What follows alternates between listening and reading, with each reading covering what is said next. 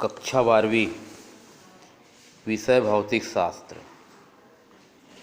Wesleyan school के YouTube channel के माध्यम से यहाँ पर हम पढ़ते हैं 14 चैप्टर अर्धचालक इलेक्ट्रॉनिक पदार्थ युक्तियाँ तथा सरल परिपथ के बारे में।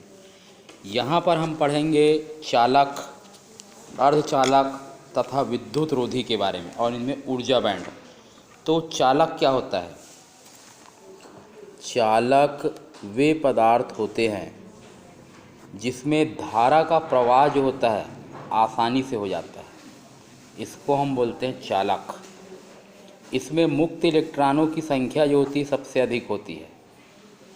दूसरा होता है कुचालक।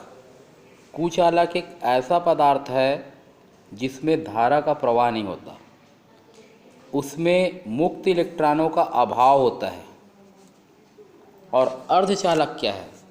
अर्धचालक वे पदार्थ होते हैं जिनकी विद्युत चालकता चालक और विद्युत रोधी के बीच होती है।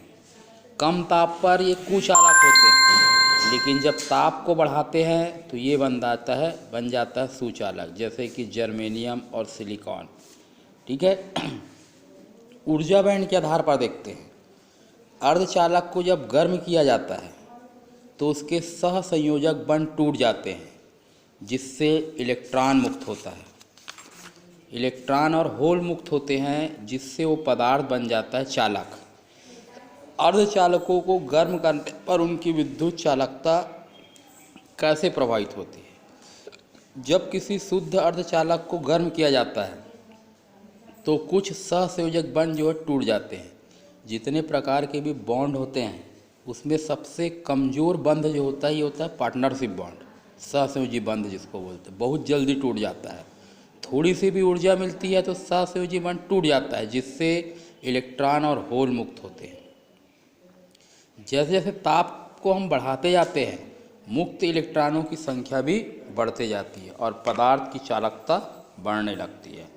जैसे कि ये जर्मेनियम, टंगस्टन, वायु, चांदी, कार्बन, सिलिकॉन।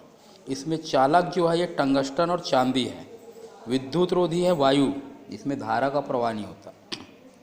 अर्धचालक होता है जर्मेनियम और कार्बन। फिर हम पढ़ते हैं अर्धचालक डायोड के बारे में। दो प्रकार के अर्धचालक होते हैं, पी प्रकार का और एन प्रकार का अर्धचालक। पी प्रकार का अर्धचालक क्या होता है? जब शुद्ध जर्मेनियम क्रिस्टल में किसी 3 संयोजकता वाले तत्व की अशुद्धि मिलाते हैं तो बनता है पी प्रकार का अर्धचालक। और शुद्ध अर्धचालक में 5 संयोजी वाले तत्व की अशुद्धि मिलाते हैं तो बनता है एन प्रकार का अर्धचालक। इन दोनों की एक एक सतह को पिघलाकर यदि हम जोड़ दें तो बनता है पी एन संधि डायोड। जोड़ने की जो प्रक्रिया होती है इसको बोलते हैं हम डोपिंग।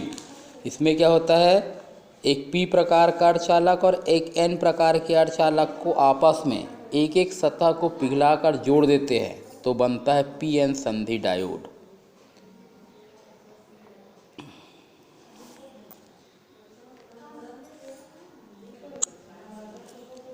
पी एन संधि डायोड को इस प्रकार दर्शाया जाता है, ये इसमें से राउंड लगा देते हैं, ये एरो का निशान पी को और ये एन को दर्शाता है। ठीक है, ये पी और एन संधि डायोड कहलाता है, ये पी एन जंक्शन भी बोलते हैं इसको। पी एन संधि डायोड में पक्ष बायस बढ़ाने पर अवक्षय परत की मोटाई बढ़ती जाती है। जैसे जैसे अवक्षय परत बढ़ते जाएगा इसकी मोटाई भी बढ़ती जाएगी।